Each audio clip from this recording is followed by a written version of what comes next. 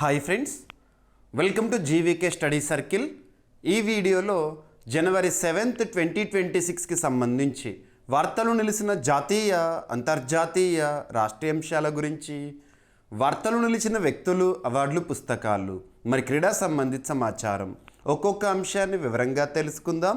అంతకంటే ముందుగా నిన్నటి డైలీ కరెంట్ అఫైర్స్ వీడియోలో అడిగిన ప్రశ్నకి వివరణతో కూడిన సమాధానాన్ని చూద్దాము. సో క్వశ్చన్ వచ్చేసి, ఇటీవల కమిషనింగ్తో వార్తల్లోకి వచ్చిన ఒక పొల్యూషన్ కంట్రోల్ వెజల్ పైన అడగడం జరిగింది. ఆల్రెడీ మన డైలీ కరెంట్ అఫైర్స్ వీడియోలో జనవరి 5th 2026 రోజున ఈ టాపిక్ని ఇన్ డీటెయిల్గా డిస్కస్ చేయడం జరిగింది. దానిపైన ప్రశ్న ఇచ్చాను. ప్రశ్నని మరొకసారి చూడండి.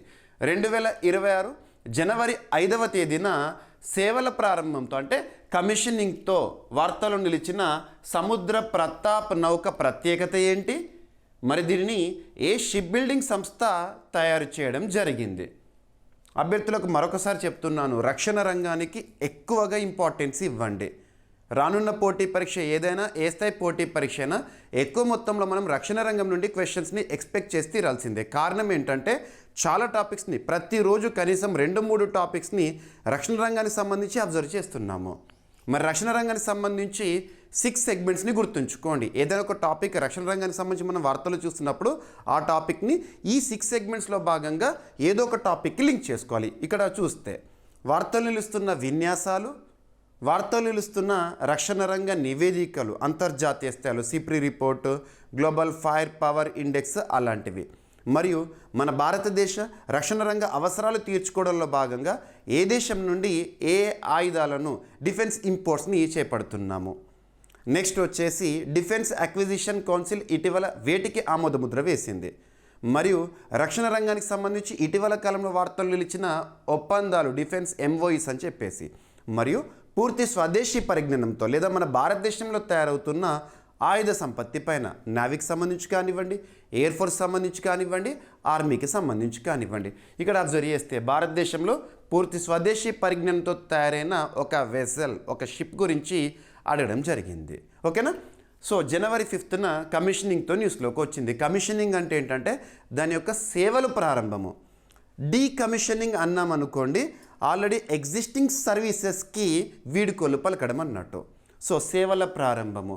దేని సేవలు ప్రారంభమైనాయి? సముద్ర ప్రతాప నౌక, ఒక షిప్. దీన్ని ఎలా గుర్తుపెట్టుకుంటారంటే pollution control vessel, పీసీవి, pollution control vessel సముద్ర ప్రతాప్ అని గుర్తుపెట్టుకోండి. ఇది ఇండియన్ కోస్ట్ గార్డ్లో సేవలు అందిస్తుంది. ఇండియన్ కోస్ట్ గార్డ్, భారత తీరగస్తీ దళం అంటాము. మన ఇండియా అనేది పెనిన్సులా, చుట్టూ కూడా 3 వైపులా కూడా సముద్రమే సరిహద్దుగా ఉంది. ఇండియన్ ఓషన్ ఈ ప్రాంతాన్ని మనం చూస్తాము. మరి ఈ ప్రాంతంలో రక్షణపరమైన అంశాలను దృష్టిలో ఉంచుకొని ఇండియన్ కోస్ట్ గార్డ్ వారు పనిచేస్తూ ఉంటారు కదా తీరరేఖ వెంట. ఇక్కడ ఇంకొక పాయింట్ని అడిషన్ చేసుకోవాలి. భారతదేశంలో తీరరేఖ కలిగిన రాష్ట్రాలు ఎన్ని? అవి ఏవి? సో తీరరేఖ కలిగిన రాష్ట్రాలు 9: గుజరాత్, మహారాష్ట్ర, గోవా, కర్ణాటక, కేరళ, తమిళనాడు, ఆంధ్రప్రదేశ్, ఒడిశా, వెస్ట్ బెంగాల్. గుర్తుపెట్టుకోండి. ఓకేనా? సో ఇక్కడ ఐసీజీలో సేవలు ఎగ్జామినేషన్లో అడుగుతారు. పొల్యూషన్ కంట్రోల్ వెజల్ సముద్ర ప్రతాప్ అనేది ఏ రక్షణ దళంలో సేవలు అందిస్తుంది అంటే ఇండియన్ కోస్ట్ గార్డ్లో, భారత తీరగస్తీ దళంలో. మరి ఈ సముద్ర ప్రతాప్ని ఎవరు తయారు చేశారు అంటే పూర్తి స్వదేశీ పరిజ్ఞానంతో గోవా షిప్ యార్డ్ లిమిటెడ్ వారు తయారు చేయడం జరిగింది. Goa ship yard limited. So ఏదైనా కమిషనింగ్ కానివ్వండి, కొత్తగా ఆయుధ సంపత్తిని వార్తలు చూస్తున్నామంటే దాన్ని తయారు చేసిన సంస్థలేంటి, సహకరించిన సంస్థలేంటి, ఎందుకు వార్తల్లోకి వచ్చింది, ఇలా లింక్ చేసుకోవాలి. So Goa ship yard limited, so Goa రాష్ట్రంలో ఉంది, వారు తయారు చేశారు. ఓకేనా? మరి ఈ సముద్ర ప్రతాప్ని జనవరి 5th రోజున కమిషన్ చేశారు. సో గోవా నుండే కమిషనింగ్ కార్యక్రమాన్ని మనం చూసాము. ప్రస్తుతం భారతదేశంలో రక్షణ శాఖ మంత్రిగా ఎవరు విధులు నిర్వర్తిస్తున్నారు? రాజ్నాథ్ సింగ్ గారి చేతుల మీదుగా కమిషనింగ్ అనేది జరిగింది. ఇకపోతే మరి సముద్ర ప్రతాప్ యొక్క ఉద్దేశం ఏంటి? అసలు ఎందుకు దీన్ని తయారు చేశారు? ఏం సేవలు అందిస్తుంది అంటే ముఖ్యంగా పర్యావరణ లేదా సముద్ర పర్యావరణ పరిస్థితులను దృష్టిలో ఉంచుకొని ఇది పనిచేస్తుంది. సముద్ర కాలుష్యం ఇటువంటి మనం చూస్తాం కదా, పొల్యూషన్ కంట్రోల్ వెజల్ అంటున్నాను. సో పొల్యూషన్ కంట్రోల్ ఇక్కడ అబ్జర్వ్ చేస్తే మనం సముద్ర ప్రాంతంలో ఒక పొల్యూషన్ లేదా ఒక సమస్యను అబ్జర్వ్ చేస్తూ ఉంటాం. ఆయిల్ స్పిల్లింగ్ అని చెప్పేసి ఆయిల్ స్పిల్ అంటే ఏంటి? మనము సముద్ర మార్గం ద్వారా పెద్ద మొత్తంలో రవాణాని అబ్జర్వ్ చేస్తూ ఉంటాం. పెద్ద మొత్తంలో రవాణా అవుతుంది ప్రపంచంలో సముద్ర మార్గం ద్వారా. పెద్ద పెద్ద ట్యాంకులు, బ్యారెల్స్ రూపంలో, లేదంటే మనం అబ్జర్వ్ చేస్తే పెట్రోలియం కానివ్వండి, ఆయిల్ కానివ్వండి, సముద్ర మార్గం ద్వారానే మనం రవాణా చేయడం చూస్తూ ఉంటాము. అలా పెద్ద మొత్తంలో ఏదైనా ఒక షిప్ కనుక ప్రమాదానికి గురైందనుకోండి, ఆ ఆయిల్ కానివ్వండి అవి వాటర్లో పడ్డాయి అనుకోండి, వాటరు ఆయిల్ యొక్క నేచర్ ఏంటి? ఆయిల్ ఫ్లోట్స్ ఆన్ వాటర్, నీటిపైన తేలుతుంది. మరి అలా ఆయిల్ మొత్తం కూడా సముద్ర నీటిపైన తేలిందనుకోండి, అట్టలా పెరిగిపోయింది అనుకోండి, ఆ ప్రాంతంలో నివసించే జీవరాశులకు పెద్ద సమస్య. ఓకేనా? ఆయిల్ స్పిల్లింగ్ అనేది సముద్ర లేదా మెరైన్ పొల్యూషన్ చాలా తీవ్రమైన సమస్యగా చూస్తాము. సో దాన్ని కట్టడి చేయడానికి, అటువంటి పరిస్థితులు ఏర్పడినప్పుడు, ఆ పొల్యూషన్ సమస్యలు ఏర్పడినప్పుడు దాన్ని తొందరగా ఏమంటాము, సొల్యూషన్ వెతకడం కానివ్వండి, ఇటువంటివి ఈ సముద్ర ప్రతాప్ ద్వారా పాసిబుల్ అవుతుంది. ఎనఫ్. ఓకేనా? సో ఇక్కడ చూడండి, సముద్ర ప్రతాప భారతదేశంలోనే తొలి కాలుష్య నియంత్రణ నౌక పేరేంటంటే పొల్యూషన్ కంట్రోల్ వెజల్ సముద్ర ప్రతాప్. ఓకేనా?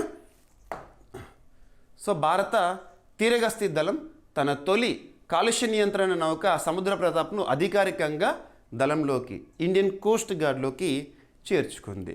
గోవా షిప్యార్డ్ లిమిటెడ్లో నిర్వహించిన ఇండక్షన్ కార్యక్రమం, కమిషనింగ్ కార్యక్రమంలో జనవరి 5న ఈ నౌకను లాంఛనంగా అందజేశారు.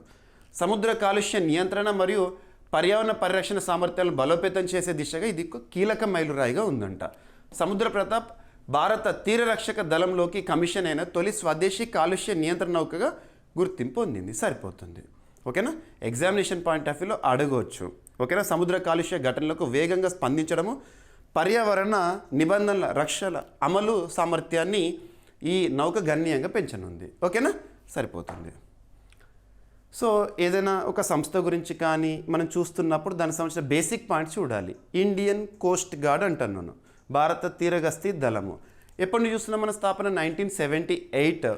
ప్రస్తుతము ఐసీజీ డైరెక్టర్గా లేదా చీఫ్గా ఎవరు విధులు నిర్వర్తిస్తున్నారంటే పరమేశ్ శివమణి గారు.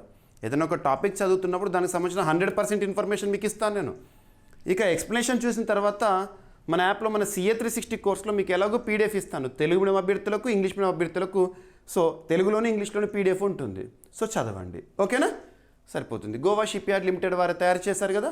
ఈ గోవా షిప్యార్డ్ లిమిటెడ్ అనేది 1957 ఇయర్లో స్థాపన జరిగింది. ప్రధాన కార్యాలయం వాస్కో డి గామా, గోవా. ఓకేనా? కాలుష్య నియంత్రణ నౌకలు ఆయిల్ స్పిల్ స్పందన, రెస్పాన్స్ అన్నట్టు, సముద్ర పర్యావరణ రక్షణలో కీలక పాత్ర పోషిస్తాయి. రైట్? ఇక మొట్టమొదటి, తొలి, అతిపెద్ద, అతి చిన్న, అతి పొడవైన ఇలాంటి ప్రత్యేక పదాలతో కూడిన కరెంట్ అఫైర్స్ని మనం సూపర్లేటివ్స్గా చూస్తాము. ప్రపంచంలోనైనా మన భారతదేశానికి సంబంధించి అయినా కూడా. మనం లాస్ట్ ఇయర్ 2025 ఇయర్లో ఈ టాపిక్ని చూసాము. మరొకసారి ఈ టాపిక్ ఇప్పుడు వార్తల్లో ఉంది. ఈరోజు మీరు అబ్జర్వ్ చేస్తే న్యూస్ పేపర్స్లో కవర్ అయిపోయింది. జనవరి 7th 2026 రోజున భారతదేశంలోనే తొలి అర్బన్ నైట్ సఫారీ ఎక్కడ? లక్నోలో అతి త్వరలో ప్రారంభం కానుంది.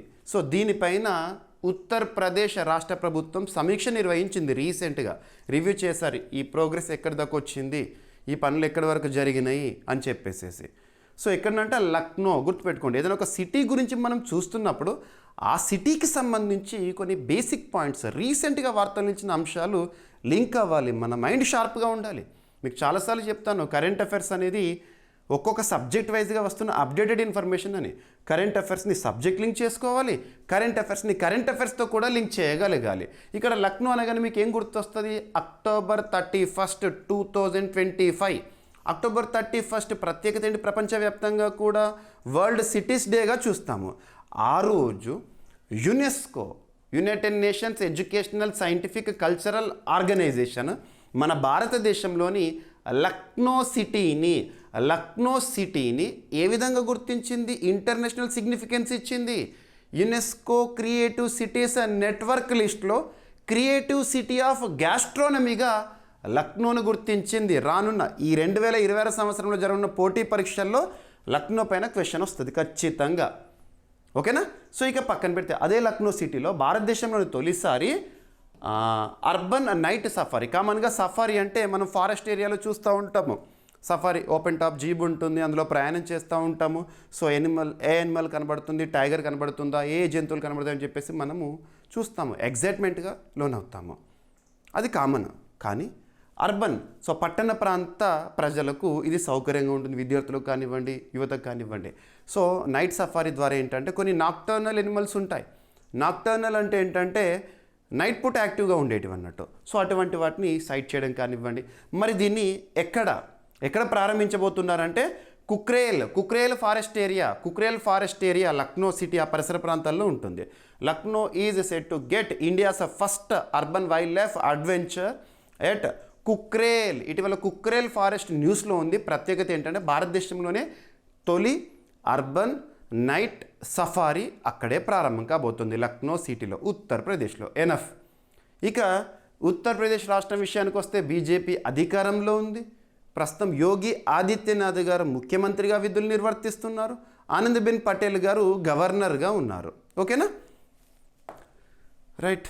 సో ఉత్తరప్రదేశ్ రాజధాని లక్నోలో భారత్లో తొలిసారిగా అర్బన్ నైట్ సఫారీని ఏర్పాటు చేయనున్నారు. ఈ నైట్ సఫారీని లక్నో నగర పరిధిలోని కుక్రేల్ అటవీ ప్రాంతంలో అభివృద్ధి చేయనున్నారంట. నగర పరిమితుల్లోనే నిర్వహించే నియంత్రిత రాత్రి వన్యప్రాణి వీక్షణ అనుభవంగా ఇది రూపుదిద్దుకుంటుంది. వినోదం కంటే విద్య, సంరక్షణ, అవగాహన మరియు తక్కువ ప్రభావం కలిగిన పర్యాటకంపై ఈ సఫారీ దృష్టి సారిస్తుందంట. రాత్రి సమయంలో చురుకుగా ఉండే జంతువుల ప్రవర్తనను గమనించే అవకాశము కల్పిస్తుంది. నగర ప్రజలు, కుటుంబాలు, విద్యార్థులు దూర అటవీ ప్రాంతాలకు వెళ్లకుండా వన్యప్రాణులపై అవగాహన పొందేలా ఇది సహాయపడుతుంది. సంరక్షణ, విద్య మరియు వినోదాన్ని సమన్వయపరిచే సుస్థిర పట్టణ నమూనాగా ఈ ప్రాజెక్టు అభివృద్ధి చేయబడుతుంది. రైట్. సో ఉత్తరప్రదేశ్ సంబంధించిన కొన్ని బేసిక్ పాయింట్స్. ఓకేనా. సో నెక్స్ట్ టాపిక్ వచ్చేసి first hydrogen train in India. So basic points చూద్దాము. భారతదేశంలో రైల్వేస్ అనే ఐటము ఏ జాబితాలోకి వస్తుంది? యూనియన్ లిస్టులోకి వస్తుంది. మనందరికీ తెలుసు, మన భారతదేశంలో సమాఖ్య లక్షణాలను చూస్తున్నాము, ఫెడరల్ ఫీచర్స్ని చూస్తున్నాము. కానీ రాజ్యాంగంలో ఎక్కడ కూడా ఫెడరల్ అనే పదం కానివ్వండి, సమాఖ్య దేశం భారతదేశం అని ఎక్కడ కూడా మెన్షన్ చేయలేదు. కానీ లక్షణాలన్నీ అవే. డివిజన్ ఆఫ్ పవర్స్, అధికారాల విభజన, దేశమంతా పరిపాలిస్తోంది కేంద్ర ప్రభుత్వం. ఒక్కొక్క రాష్ట్రంలో యూనిట్ అంటే దేశంలో యూనిట్స్ అంటే రాష్ట్రాలు, ఒక్కొక్క రాష్ట్రంలో ప్రజలచే ఎన్నుకోబడిన ప్రభుత్వం పరిపాలిస్తుంది. మరి పరిపాలన ఈ విధంగా ఉంది కాబట్టి రాజ్యాంగ నిర్మాతలు రాజ్యాంగంలోనే అధికారాల జాబితా ఇచ్చారు. 3 జాబితాలు ఇచ్చారు. ఆర్టికల్ 246 లేదంటే షెడ్యూల్ 7 సెంట్రల్ స్టేట్ రిలేషన్ అని. మరి ఆర్టికల్ 246లో భాగంగా union list, states list, concurrent list ఉంటుందా? అందులో యూనియన్ లిస్ట్లో రైల్వేస్ అనే అంశం ఉంటుంది. ప్రస్తుతం భారతదేశంలో రైల్వే శాఖ మంత్రిగా అశ్విని కుమార్ వైష్ణవ్ గారు విధులు నిర్వర్తిస్తున్నారు. అతి త్వరలో భారత రైల్వేల పరిధిలో మొట్టమొదటి హైడ్రోజన్ ట్రైన్ని మనం చూడబోతున్నాము. ఏ రాష్ట్రంలో చూడబోతున్నామంటే హర్యానా రాష్ట్రంలో. హర్యానా రాష్ట్రంలోని ఏ ప్రాంతాల మధ్య చూడబోతున్నాం? ప్రత్యేకత ఏంటి? పర్యావరణ సంరక్షణ ధ్యేయంగా హైడ్రోజన్ ఆధారంగా నడిచే, జీరో ఎమిషన్స్తో నడిచే ఒక ట్రైన్. నార్థన్ రైల్వే పరిధిలో దీని అభివృద్ధి కార్యక్రమాలు జరుగుతున్న రీసెంట్గా సమీక్ష నిర్వహించారు. అభివృద్ధి కార్యక్రమాలు ఎక్కడి వరకు జరిగినాయి అని చెప్పేసి అతి త్వరలో చూడబోతున్నామంట. సో భారత్లో తొలిసారిగా హైడ్రోజన్తో నడిచే ట్రైన్ని హర్యానా రాష్ట్రం ప్రారంభించేందుకు సిద్ధమైంది. ఈ రైలును నార్థన్ రైల్వే ఆధ్వర్యంలో అభివృద్ధి చేశారు. ఈ హైడ్రోజన్ ట్రైన్ జింద్ సోనిపత్ మార్గంలో ప్రయాణిస్తుందంట. రైలుకు ఇంధనం సరఫరా చేయడానికి జింద్లో ప్రత్యేక హైడ్రోజన్ ప్లాంట్ని కూడా ఏర్పాటు చేస్తున్నారు. ఈ ప్లాంట్కు 3000 కిలోగ్రాముల సామర్థ్యం అనేది ఉంటుంది.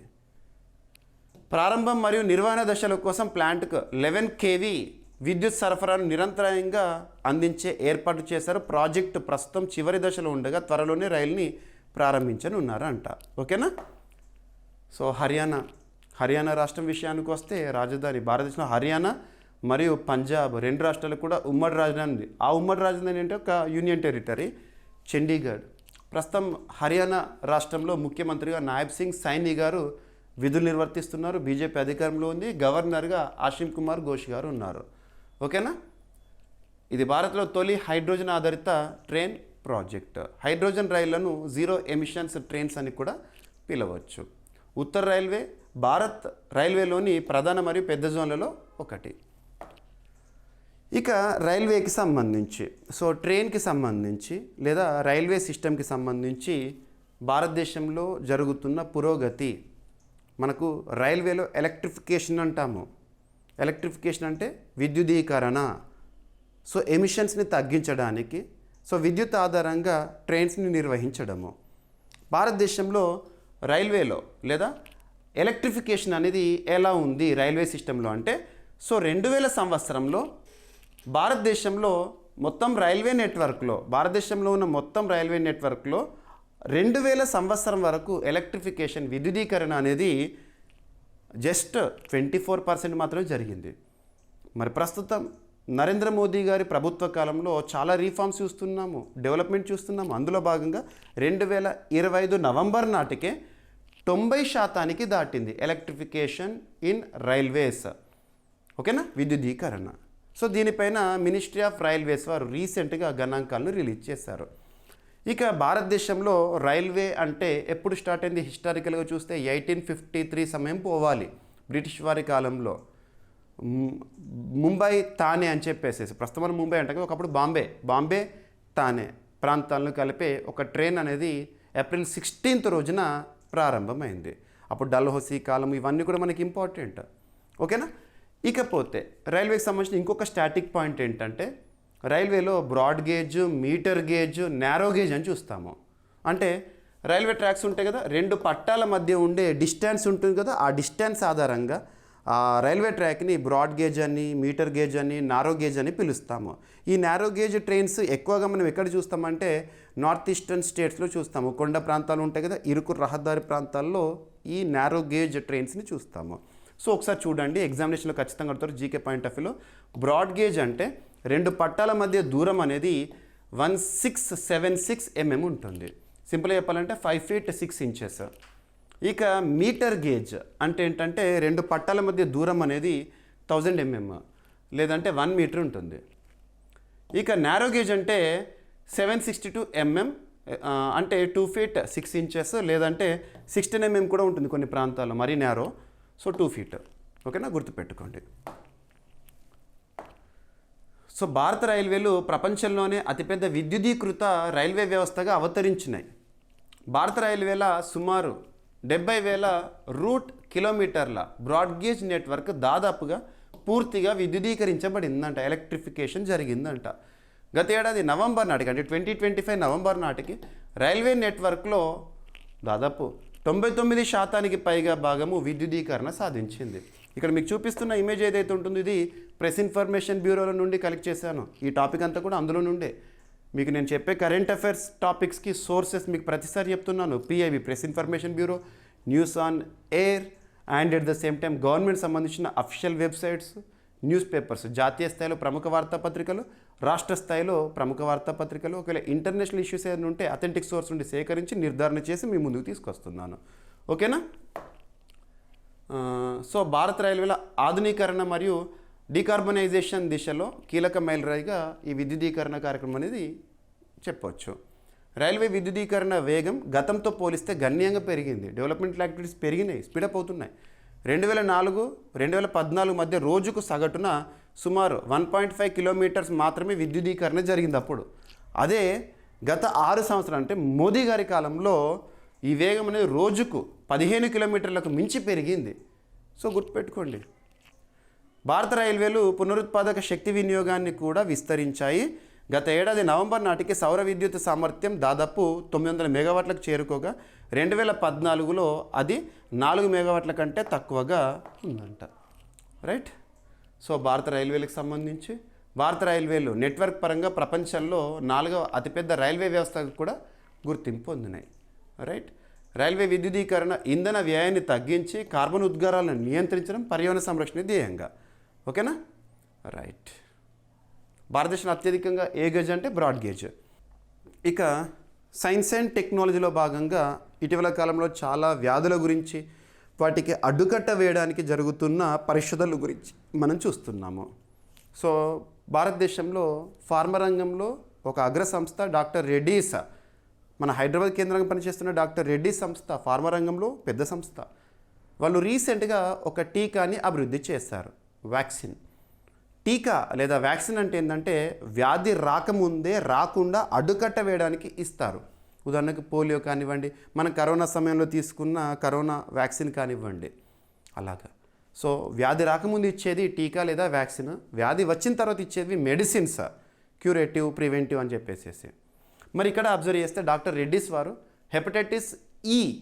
హెపటైటిస్ ఈ వ్యాధికి అడ్డుకట్ట వేయడానికి ఒక టీకాని రీసెంట్గా అభివృద్ధి చేశారు. దానికి drug control general of India నుండి అధికారికంగా ఆమోదం కూడా దక్కింది. క్లినికల్ ట్రయల్స్ రీసెంట్గా పూర్తయిపోయినాయి. క్లినికల్ ట్రయల్స్ అంటే ఏంటంటే ఒక డ్రగ్ లేదా ఒక మెడిసిన్, ఒక టీకా ఏదైనా సరే మార్కెట్లోకి రాకముందు వాటి యొక్క పనితీరు ఎలా ఉందో చూడడం అన్నట్టు. క్లినికల్ ట్రయల్స్ అన్నీ పూర్తయిపోయినాయి.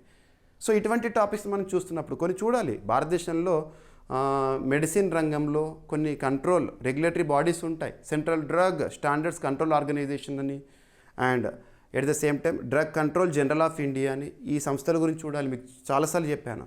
మరి కొన్ని చట్టాలు చూడాలి. డ్రగ్స్ అండ్ కాస్మెటిక్స్ యాక్ట్ ఏ సంవత్సరం అంటారు? 1940. భారతదేశంలో మత్తు మందులు లేదా మాదక ద్రవ్యాలను అడ్డుకట్ట వేయడానికి ఒక చట్టం ఉంది. Narcotic drugs and psychotropic substances act 1985. ఇవన్నీ లింక్ అవ్వాలి. ఓకేనా? సో ఇక్కడ అబ్జర్వ్ చేస్తే ఇటువంటి టాపిక్ చూస్తున్నప్పుడు ఏ వ్యాధికి అడ్డుకట్ట వేయడానికి ఆ టీకా పేరు లేదా ఆ పరిశోధన ఏంటి చూస్తే సరిపోతుంది. హెపటైటిస్ ఈ వైరస్ నివారణ కోసము హెపావ్యాక్ పేరుతో టీకాను డాక్టర్ రెడ్డిస్ ల్యాబొరేటరీస్ వారు రీసెంట్గా దేశీయ మార్కెట్లో విడుదల చేశారు.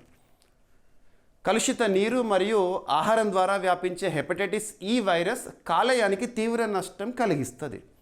ఎగ్జామినేషన్ పాయింట్ ఆఫ్ అడుగుతారు, ఏదైనా వ్యాధి న్యూస్లో ఉందంటే ఆ వ్యాధి మన బాడీలో ఏ ఆర్గన్ పైన, ఏ బాడీ పార్ట్ పైన ఇంపాక్ట్ చూపిస్తుందని. గతంలో గ్రూప్ 1 ఎగ్జామ్లో ఉదాహరణకు అడిగారు. ఏమడిగారంటే గ్లకోమా వ్యాధి అనేది దేనిపైన ప్రభావం చూపిస్తుంది? కంటిపైన. ఇటువంటి చూడాలి. ఓకేనా? హెపటైటిస్ ఈ అనేది దేనిపైన అంటే కాలేయం, లివర్ పైన. లివర్ యొక్క ప్రత్యేకత ఏంటి? సో భారతదేశంలో ఏ ఆర్గన్ అనేది పెరుగుతుంటుంది, కట్ చేసినా కూడా పెరుగుతుంది అంటే లివర్, కాలేయం. ఈ టీకాకు drug controller general of India ఆమోదం అనేది లభించింది. హెపటైటిస్ ఈ నివారణకు భారత్లో drug control general of India ఆమోదం తెలిపింది. అలా భారతదేశంలో హెపటైటిస్ ఈ వ్యాధికి అడ్డుకట్ట వేసే టీకా మొట్టమొదటిగా హెపావ్యాక్ పేరుతో ఉంది. ఒక సూపర్లేటివ్ టాపిక్గా చెప్పొచ్చు. మొట్టమొదటి, తొలి గుర్తుపెట్టుకోండి. ఓకేనా? అడుగుతారు డైరెక్ట్ బిట్. ఈ టీకా 18 నుంచి 65 ఏళ్ళ వయసు గల వారికి ఉపయోగకరంగా ఉంటుందంట. హెపటైటిస్ ఈ వల్ల కలిగే తీవ్రమైన కాలేయ సమస్యలను నివారించడంలో ఈ టీకా కీలక పాత్ర పోషిస్తుందని సంస్థ తెలిపింది. దీర్ఘకాలిక కాలేయ వ్యాధులు ఉన్న రోగులకు ఈ వ్యాధి ప్రాణాంతకరంగా మారే అవకాశం ఉందని పేర్కొన్నారు. సో డాక్టర్ రెడ్డిస్ ల్యాబొరేటరీ 1984లో స్థాపన జరిగింది. హైదరాబాద్లో ఉంది. కె అంజిరెడ్డి గారు స్థాపించారు. హెపటైటిస్ ఈ వైరస్ని హెచ్ఈవి అని కూడా పిలుస్తారు. ఓకేనా? ప్రధానంగా నీటి ద్వారా వ్యాపించే వైరల్ హెపటైటిస్. భారత్లో హెపటైటిస్ ఈ నివారణకు తొలి ఆమోదిత టీకా ఇప్పుడు హెపావ్యాక్. ఓకేనా? సరిపోతుంది. ఇక వార్తలు నిలుస్తున్న జీవజాతులు ఏవైతే ఉంటాయో వాటిపైన ప్రత్యక్ష శ్రద్ధను చూపండి. మనం జాగ్రఫీ అండ్ ఎన్వైర్న్మెంట్ సెగ్మెంట్లో భాగంగా ఈ టాపిక్ని అర్థం చేసుకోవచ్చు. ఏదైనా ఒక నూతన జీవి ఆనవాలు గనక వార్తల్లో ఉన్నాయనుకోండి, ఫస్ట్ దానికి సంబంధించి సైంటిఫిక్ నేమ్ చూడండి. దానిని ఎక్కడ కనుగొన్నారో, ఆ జీవికి సంబంధించిన ప్రత్యేక లక్షణాల గురించి ఏమైనా పేర్కొన్నారో అది చూస్తే సరిపోతుంది.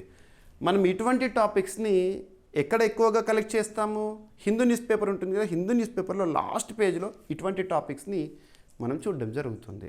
మీరు ఈరోజు తెలుగు న్యూస్ పేపర్స్లో కూడా, అన్ని న్యూస్ పేపర్స్లో కూడా దీనికి సంబంధించిన సమాచారం ఇచ్చారు. వార్తలు నిలిచిన ఒక కొత్త పాము జాతి అని చెప్పేసేసి. ఓకేనా? సో ఇక్కడ అబ్జర్వ్ చేస్తే మిజోరాం రాష్ట్రంలో, భారతదేశంలో ఈశాన్య రాష్ట్రమైన మిజోరాంలో కొత్త పాము జాతిని ఇటీవల శాస్త్రవేత్తలు కనుగొనడం జరిగింది. మరి దాని యొక్క సైంటిఫిక్ నేమ్ ఏం పెట్టారట అంటే క్యాలమరియా మిజోరామెన్సిస్. పేరు గుర్తుంచుకోండి. ఎగ్జామినేషన్లో అడిగే బిట్ ఎలా ఉంటుందంటే ఇటీవల వార్తలు నిలిచిన క్యాలమరియా మిజోరామెన్సిస్ అనేది ఏంటి? వార్తల్లో ఇటీవల కాలంలో గుర్తించబడిన కప్పజాత పాము జాత, బటర్ఫ్లై ఇలా అడుగుతారు. ఓకేనా, సరిపోతుంది.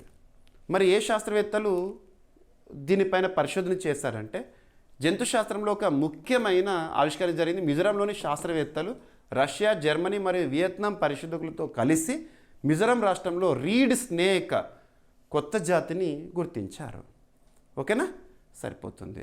మిజోరాం యూనివర్సిటీ జువాలజీ విభాగం ప్రొఫెసర్ హెచ్టి లాల్ రెమ్సంగా నేతృత్వంలో అంతర్జాతీయ పరిశోధకుల బృందం అనేది దీనిపైన పనిచేసింది.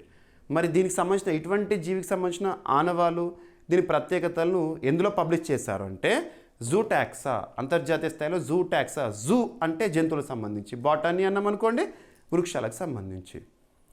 ప్రాముఖ్యత ఈ పాము జాతికి సంబంధించి 2008లోనే ఈ పాము నమూనాలను సేకరించినప్పటికీ వివరణాత్మక విశ్లేషణల తర్వాతే ఇది ఒక విలక్షణమైన పాము జాతిగా గుర్తించబడిందంట, నిర్ధారించబడిందంట. రైట్, సరిపోతుంది. సో నెక్స్ట్ టాపిక్ వచ్చేసి క్రీడలకు సంబంధించి.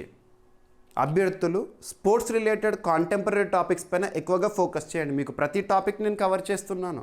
అంతేందుకు January 1, 2026 రోజున మన CA 360 డైలీ CA మొదటి క్లాస్లో స్పోర్ట్స్ క్యాలెండర్ కూడా చెప్పాను. అంటే ఈ సంవత్సరం మొత్తం కూడా జరగనున్న స్పోర్ట్స్ రిలేటెడ్ ఇంపార్టెంట్ టాపిక్స్ ఏంటి అని చెప్పేసేసి, వెన్యూస్ ఏంటి అని చెప్పేసేసి. సో ఇక్కడ అబ్జర్వ్ చేస్తే టెన్నిస్ పైన రెగ్యులర్గా క్వశ్చన్స్ అడుగుతున్నారు పోటీ పరీక్షల్లో. సో టెన్నిస్కి సంబంధించి ఒక పదాన్ని మనం రెగ్యులర్గా వింటాం, grand slam. Grand slam, grand slam. Grand slam అనే పదం ఏ క్రీడతో సంబంధాన్ని కలిగి ఉంది అంటే టెన్నిస్. ప్రతి క్యాలెండర్ ఇయర్ని కనుక చూస్తే, ఒక సంవత్సరంలో క్యాలెండర్ ఇయర్లో చూస్తే ఎన్ని గ్రాండ్ స్లామ్ జరుగుతాయి అంటే 4 గ్రాండ్ స్లామ్లు జరుగుతాయి. క్యాలెండర్ ఇయర్ అంటే జనవరి నుండి డిసెంబర్ వరకు.